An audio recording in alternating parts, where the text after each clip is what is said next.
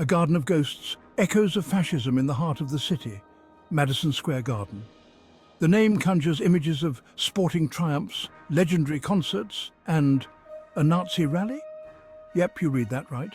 In 1939, as the world teetered on the brink of war, 20,000 people packed the garden, not for a Knicks game, but to celebrate the hateful ideology of the Nazi regime. American flags hung next to swastikas. America First banners echoed the isolationist rhetoric of the day.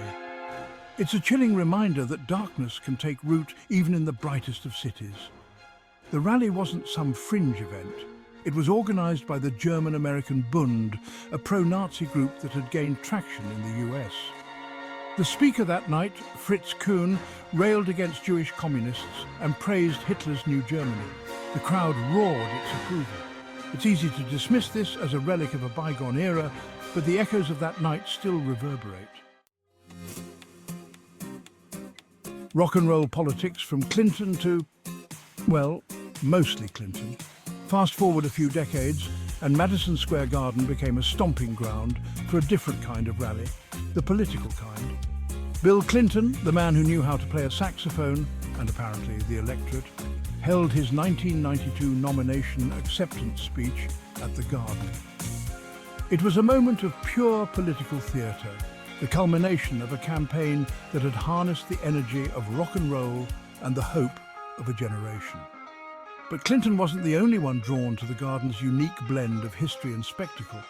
Over the years, it's hosted rallies for everyone from Barack Obama and Donald J. Trump, who just might be our next president. The point is, the Garden has become a kind of political proving ground, a place where candidates come to test their message and rally their base.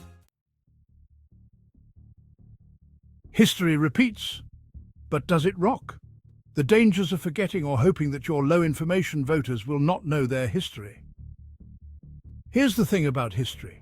It has a nasty habit of repeating itself if we don't pay attention. The 1939 Nazi rally wasn't some isolated incident, and neither was the protest on today's college campuses.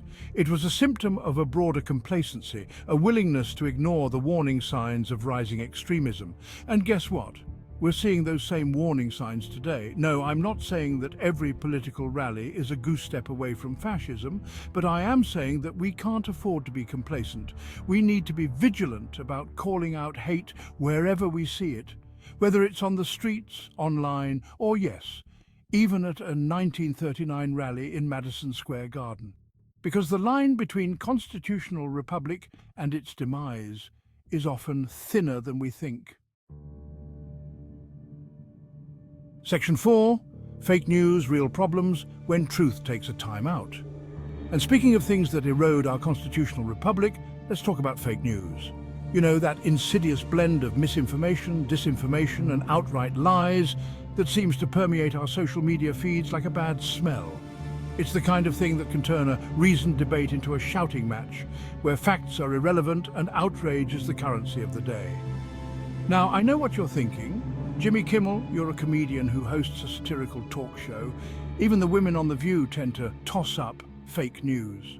What do you, Whoopi Goldberg, know about real news? And you're right, he and Whoopi is no journalist, but I do know this. When we can't agree on basic facts, when we're constantly bombarded with democratic propaganda and spin, it becomes impossible to have a functioning constitutional republic. And that's a problem for all of us, regardless of where we fall on the political spectrum. You've been listening to The Real News here on Innervision FM. Like, share, subscribe, and donate $5 through our Cash App. $InnervisionJ, Venmo innervisionJJ, and automatically be entered into our raffle for a free prize mug, Innervision FM t-shirt or hoodie.